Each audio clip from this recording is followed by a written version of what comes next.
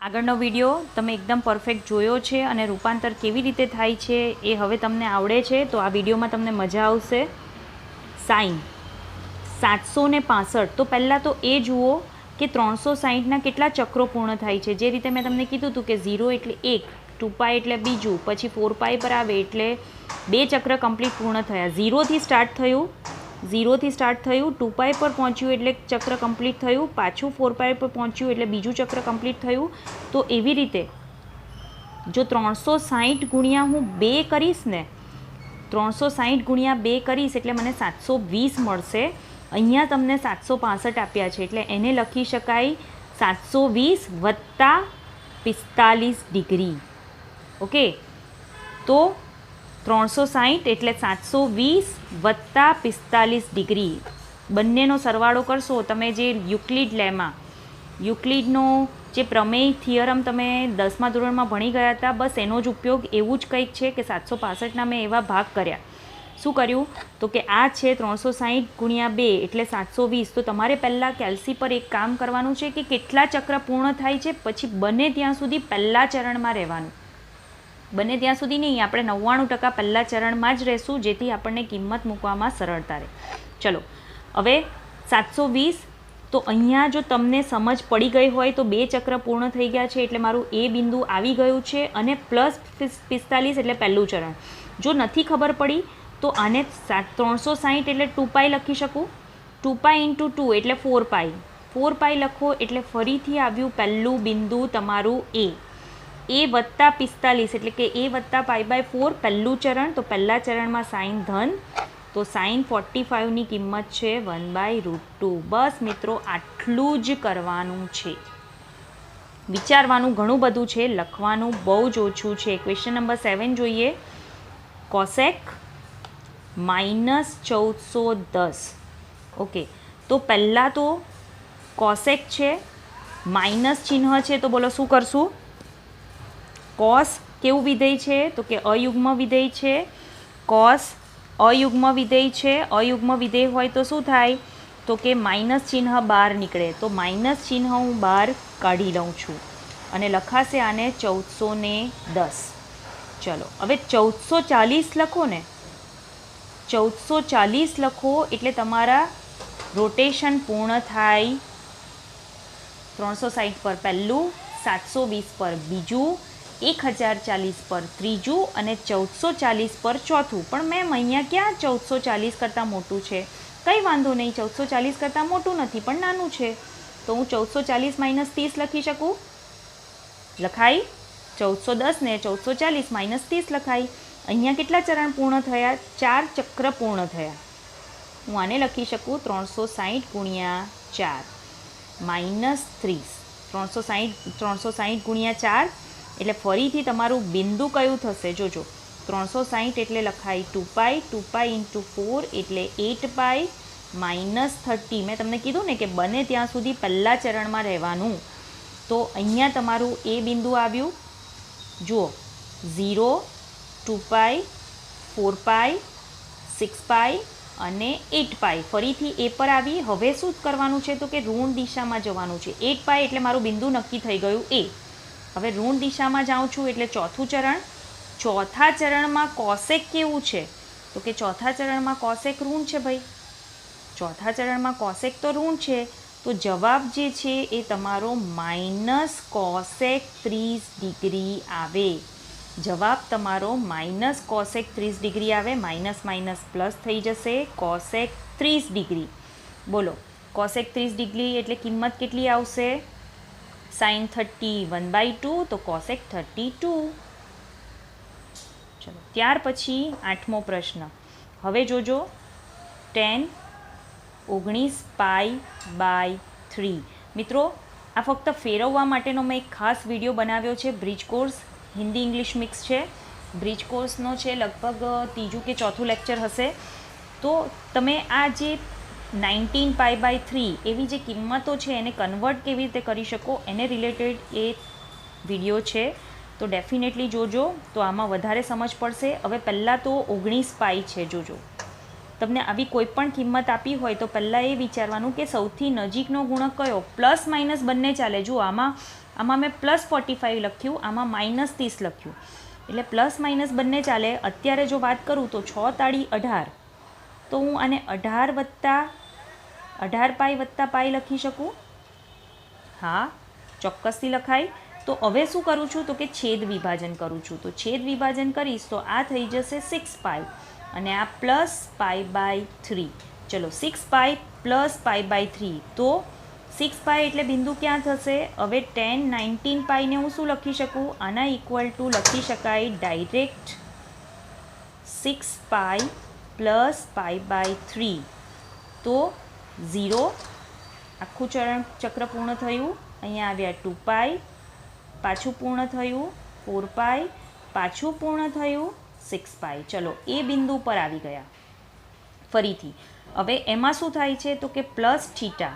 Plus એટલે ફરી આગળ વધો એટલે કયું ચરણ? પહેલું ચરણ. તો પહેલા ચરણમાં tan ધન, પહેલા ચરણમાં tan ધન. તો tan ધન છે એટલે શું લખાશે? તો ઇક્વલ ટુ tan π/3. 6 પાઈ નીકળી જાય. 6 પાઈનું કામ શું છે? માત્ર બિંદુ નક્કી કરવાનું, 4માંથી કયું બિંદુ આવે છે તે. tan π/3 એટલે tan 60. બોલો, કિંમત આવશે √3. ઓકે, તમારી કિંમત આવશે √3. ચલો પ્રશ્ન નંબર 9, 8મો થઈ ગયો. sin -11 π/3 -11 π/3. તો સાઇન ફરીથી અયુગ્મ વિધેય અથવા ચોથા ચરણમાં ઋણ છે એટલે બહાર કાઢી દો. માઇનસ ચિહ્ન બહાર નીકળી ગયું. ચલો 11 પાઈને ફેરવવાના છે. 11 π/3. તો 3નો નજીકનો ગુણક કયો? 9 કે 12? યસ, 12 થાય. તો 12 - પાઈ લખાય.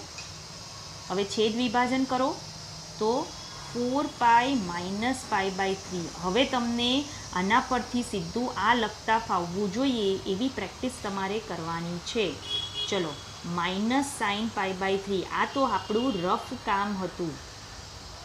-sin 11 π/3 ને બદલે શું લખાશે તો કે 4 પાઈ -π/3. ચલો ફરીથી 4 પાઈ આવ્યું એટલે એ બિંદુ. હવે શું કરવાનું છે તો કે ઋણ તરફ જવાનું છે એટલે ઘડિયાળના કાંટાની દિશામાં જાઓ. ચોથું ચરણ, ચોથા ચરણમાં સાઇન કેવું તો કે ઋણ, પાછું માઇનસ આવ્યું તો -π/3. સાઇન -π/3. તો સાઇન π/3 ની વેલ્યુ કેટલી છે? સાઇન 60 એટલે √3/2. ઓકે, સાઇન π/3 એટલે √3/2. મિત્રો, આ સમની પ્રેક્ટિસ કરજો. નહીં ફાવે તો મને ચોક્કસથી ફોન કરજો, મેસેજ કરજો. જે પણ ડાઉટ હોય હું ચોક્કસ ક્લિયર કરીશ. ચલો કોટ છે ફરીથી ચોથા ચરણમાં ઋણ, તો માઇનસ ચિહ્ન બહાર કાઢી લો. હા, બે સમમાં એવું થયું છે કે માઇનસ પ્લસ થઈ ગયું છે, પણ દર વખતે એવું બિલકુલ જરૂરી નથી. ચલો કોટ -15 π/4. ચલો 15 છે તો 16 પાઈ -પાઈ લખાય. શું લખાય? 16 પાઈ -પાઈ. 16ને 4 વડે ભાગો એટલે 4 પાઈ -π/4. જો કોઈ ડાઉટ હોય તો ફરીથી લસા લઈને ચેક કરી લેવાનું. શું કર્યું તો કે 16 પાઈ -π/4 પછી છેદ વિભાજન કરી નાખ્યું. ધેટ્સ ઇટ, આવી ગયું. ફરીથી તમે લસા લેશો એટલે 4 ચોક 16 પાઈ -પાઈ 15 પાઈના છેદમાં 4 આવી ગયું. ચલો 4 પાઈ એટલે ફરીથી મારું એ બિંદુ. ઋણ તરફ આગળ વધી છું એટલે ચોથું ચરણ. તો ચોથા ચરણમાં કોટ ફરીથી ઋણ. બાય ચાન્સ અહીંયા એવું થાય છે કે ઋણ ધન થઈ જાય છે. કોટ π/4, કોટ 45. તો કોટ 45 આવશે 1. કોટ 45 આવશે 1. ઓકે, તમારે ટેક્સ્ટબુકનું જે ઉદાહરણ છે, ઉદાહરણ 8, યસ, સાઇન 31 π/3. તો 30 પાઈ વત્તા પાઈ લખાય. 30 પાઈ વત્તા પાઈ એટલે એને લખાય 10 પાઈ વત્તા π/3. 10 પાઈ એટલે ફરીથી મારું એ બિંદુ અને પ્લસ કરો છો પહેલા ચરણમાં એટલે સાઇન π/3. પહેલા ચરણમાં સાઇન ધન. 10 એટલે તમારું એ બિંદુ. પહેલા ચરણમાં આગળ વધ્યા પ્લસ θ એટલે તો સાઇન પાઈ બાય 3 આવી ગયું, સાઇન પાઈ બાય 3, ફરીથી √3/2, ફરીથી √3/2. આવી રીતે તમે પણ એપ્રોક્સિમેટલી કોઈ પણ કિંમતો લઈને પ્રેક્ટિસ કરી શકો. એ કિંમતો તમારી રેડિયન માપમાં હોય તો પણ ચાલે, અંશ માપમાં હોય તો પણ ચાલે. આપણે થોડા એક્સ્ટ્રા સમ ડેફિનેટલી કરશું. ઉદાહરણ 9 જોઈએ મિત્રો. ઉદાહરણ 9માં cos -1710, 1710 ડિગ્રી. તો cos એ યુગ્મ વિધેય છે એટલે માઇનસ ચિહ્નની અસર થતી નથી. cos -θ = cos θ. જોજો બીજા અને ત્રીજા ચરણમાં હશે તો cos ઋણ થશે, પણ અહીંયા cos -θ છે એટલે યુગ્મ વિધેય એટલે પ્લસ. તો આ પ્લસ થઈ ગયું. હવે 1710 તો પહેલું ચક્ર પૂર્ણ થાય એટલે 360, બીજા પર 720, ત્રીજા પર 1040, ચોથા પર 1440 અને પાંચમા પર 1800. તો મિત્રો 1440 એ બહુ દૂર થઈ જશે, 1800 એ 1710ની નજીક છે. એટલે હું શું કરું છું તો કે 1800 - 90, મેં તમને એમ પણ કીધું છે કે બને ત્યાં સુધી પહેલા ચરણમાં રહેવું. જો શક્ય હોય તો, ન શક્ય હોય તો તમે બીજા ત્રીજા ચરણમાં જઈ શકો, પણ શક્ય હોય ત્યાં સુધી, બને ત્યાં સુધી પહેલા ચરણમાં રહેવું. તો 1800 - 90, તો 1800 એટલે 360 × 5, 360ને બદલે 2π લખો એટલે એને લખાય 10π. 10π - 90, 10π એટલે તમારું એ બિંદુ થઈ ગયું. હવે ઋણ તરફ આવો છો એટલે માઇનસ છે એટલે ઋણ તરફ આવો છો ચોથા ચરણમાં. તો ચોથા ચરણમાં cos ધન છે, cos 90, તો cos 90નું મૂલ્ય 0. આ તમારો જવાબ. હવે થોડા એક્સ્ટ્રા સમ લઈએ.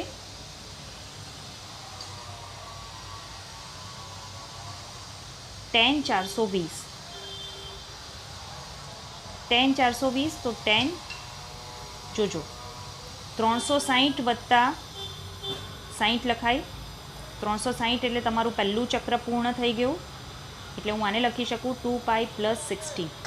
2π + 60, 2π એટલે એક ચક્ર પૂર્ણ થઈ ગયું, એટલે તમે આને સીધું 60 ડિગ્રી લખી શકો. પહેલા ચરણમાં જશે 2π + θ એટલે પહેલા ચરણમાં sin tan ધન 60, tan 60 એટલે √3. ચલો બીજું લઈએ છે cot 240. cot 240, તો cot શું થશે? 240 છે તો 240 એટલે હું 180 વત્તા 60 લખી શકું. જોજો અહીંયા પહેલું એક ચક્ર પૂર્ણ જ નથી થતું કારણ કે કિંમત તમારી 360 કરતાં નાની છે. તો 0 એટલે એ બિંદુ, 90 એટલે બી બિંદુ, 180 એટલે તમારું એ ડેશ બિંદુ. તો એ ડેશ વત્તા 60 લખું છું. હવે એ ડેશ એટલે તમારું અહીંયા આવે, આ તમારું એ છે, એ ડેશ એટલે અહીંયા આવે. હજી આગળ વધીશ એટલે ત્રીજા ચરણમાં આવીશ. તો ત્રીજા ચરણમાં tan અને cot બંને ધન છે, તો cot 60 લખાય અને cot 60ની કિંમત છે તમારી 1/√3. ઓકે, આગળ વધીએ. નેક્સ્ટ લઈ લઉં છું નંબર 2, સાઇન. એક્સ્ટ્રા સમ જ છે 17π/6. ચલો પહેલાં તો 17ને ફેરવીએ. તો અને 6 છે ને, તો 6નો ગુણક 18π વત્તા -π લખાય ભાગ્યા 6. તો આનું જો છેદ વિભાજન કરું છું તો હું લખી શકું સાઇન. શું લખાશે? તો કે 3π - π/6. ચલો આ 0, અહીંયા π, 0, π, 2π, 3π.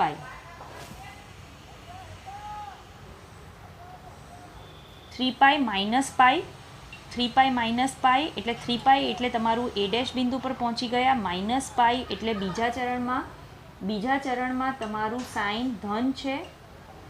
સાઇન ધન છે એટલે શું થઈ જશે? તો કે ડાયરેક્ટ લખાશે sin π/6. હવે sin π/6ની વેલ્યુ તમને ખબર જ છે. sin π/6ની વેલ્યુ થઈ જશે તમારી 1/2. ત્રીજું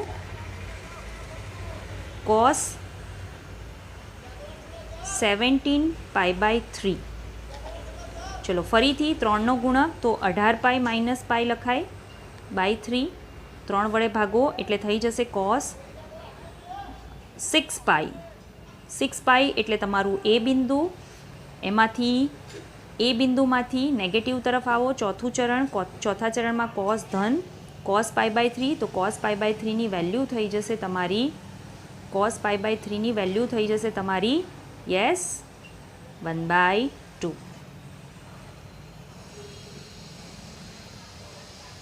હવે છે cot 31 π/4, તો 4નો ગુણક એટલે 32, નજીકની સંખ્યા 32 π - π/4. તમે ધારો તો આ દર વખતે રફમાં કરી શકો, પણ બને ત્યાં સુધી ડાયરેક્ટ લખવાની આદત પાડજો.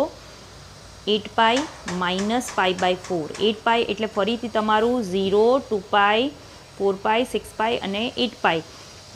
બેકી ગુણક હોય તો તમારું એ બિંદુ આવે, એકી ગુણક હોય તો તમારું એ ડેશ બિંદુ આવે. તો 8 π એટલે તમારું એ બિંદુ, એ માઇનસ ઋણ તરફ જવાનું છે, ઋણ તરફ જશો એટલે તમારું ચોથું ચરણ, ચોથા ચરણમાં કોટ ઋણ એટલે માઇનસ કોટ π/4 અને કોટ π/4 ની કિંમત છે 1, તો જવાબ આવી જશે -1. તો મિત્રો આ થોડાક મેં એક્સ્ટ્રા સમ કરાવ્યા.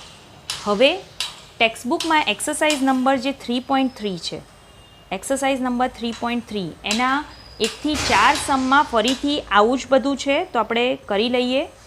સાબિત કરવાનું છે LHS sin² π/6 plus cos² π/3 minus tan² π/4. sin² π/6 તો sin π/6 યસ થઈ જશે 1/2 એનો સ્ક્વેર, cos π/3 એ પણ થઈ જશે 1/2 એનો સ્ક્વેર, અને tan π/4 તો 1/2. તો આ થઈ જશે તમારું 1/4 પ્લસ 1/4 માઇનસ 1, તો 2/4 માઇનસ 1 એટલે લસા લઈ લઈએ તો 2 - 4/4 માઇનસ 2/4, અથવા તમે અહીંયા કટ કરી દો તો પણ ચાલશે. તો -1/2 આ તમારી RHS. ત્યાર પછી બીજો સમ. મિત્રો કોઈ પણ આવી રીતે વેલ્યુ તમને આપી હોય તમે ડેફિનેટલી એને કન્વર્ટ કરી શકો અને લખી શકો. ચલો ત્યાર પછી છે LHS 2 sin² π/6 plus cosec² 7 π/6 into cos² π/3. Okay, 2 sin² π/6 તો sin π/6 એટલે 1/2, cosec² 7 π/6. મિત્રો હવે અહીંયા તમને ડાયરેક્ટ વેલ્યુ નથી આપી π/6ના ફોર્મમાં, 7 π/6 આપ્યું છે, પણ ફરક શું પડે? જ્યારે પણ આવું કંઈ હોય એનાથી ફરક જે તમારો પડે છે માત્ર પ્લસ માઇનસનો ફરક પડે છે. તો અહીંયા તો સ્ક્વેર છે, તો સ્ક્વેર છે એટલે પ્લસ માઇનસનો ફરક પણ તમારો નીકળી જશે. તો જ્યારે સ્ક્વેર છે ત્યારે કશું કરવાની જરૂર નથી, બાકી તમે આને ફેરવી શકો પાઈ પ્લસ π/6માં. ઓકે, પણ એવું કશું જ કરવાની જરૂર નથી, કારણ કે ધન આવશે તમારી વેલ્યુ, કારણ કે સ્ક્વેર છે. સ્ક્વેર છે એટલે ધન આવશે. તો cosec² 7 π/6 એટલે cosec² π/6ની વેલ્યુ, તો cosec π/6 તો sin π/6 1/2, તો cosec² π/6 તમારું 2 થઈ જશે. cos² π/3 તો ફરીથી એ થઈ જશે તમારું 1/2 હોલ સ્ક્વેર. ચલો અહીંયા આવશે તમારું 2 × 1/4 પ્લસ અહીંયા 4 × 1/4. ચલો અહીંયા 2 2 કટ, અહીંયા 4 4 કટ, 1/2 પ્લસ 1 જવાબ આવી ગયો 3/2. તો આ થઈ ગઈ તમારી RHS. ચલો example number question number 3. Question number 3 LHS cot² π/6 plus cosec 5 π/6 plus 3 tan² π/6. Okay, cot² π/6 તો વેલ્યુ થઈ જશે તમારી √3નો સ્ક્વેર. હવે જુઓ અહીંયા સ્ક્વેર નથી તો મારે ફેરવવું પડશે cosec પાઈ - π/6માં. 6π - π લખાય. 3 tan² π/6 તો એ થઈ જશે 1/√3નો સ્ક્વેર. આ √3² એટલે 3. cosec છે પાઈ માઇનસ એટલે બીજું ચરણ, પાઈ એટલે તમારું એ ડેશ બિંદુ, અને માઇનસ છે એટલે બીજા ચરણમાં, તો બીજા ચરણમાં cosec ધન. તો cosec π/6ની વેલ્યુ આપણે મૂકવાની છે, પ્લસ 3 × 1/√3નો સ્ક્વેર એટલે 1/3, તો આ બંને કટ થઈ ગયા. 3 પ્લસ કોસેક પાઈ બાય 6 એટલે 2 પ્લસ 1 તો 3 પ્લસ 2 પ્લસ 1 જવાબ આવશે તમારો 6 RHS. ચલો ફરીથી ચોથામાં 2 સાઇન સ્ક્વેર 3 પાઈ બાય 4 ફરીથી સ્ક્વેર છે તો કન્વર્ટ કરવાની જરૂર નથી.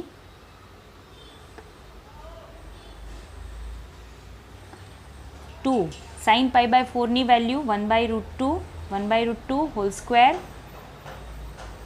Plus 2 cos square pi by 4 તો કોસ સ્ક્વેર પાઈ બાય 4 પણ 1/√2 whole square plus 2 sec square pi by 3 તો કોસ પાઈ બાય 3 √3/2 તો સેક સ્ક્વેર થઈ જશે 2/√3 નો સ્ક્વેર. તો આ 2/1/2 આ પણ 2/1/2 અને આ 2 × 4/3. ચલો અહીંયા 2 2 કટ આ પણ 2 2 કટ અહીંયા થઈ જશે 1 + 1 2 પ્લસ 8/3. મિત્રો ક્યાંક ભૂલ કરી?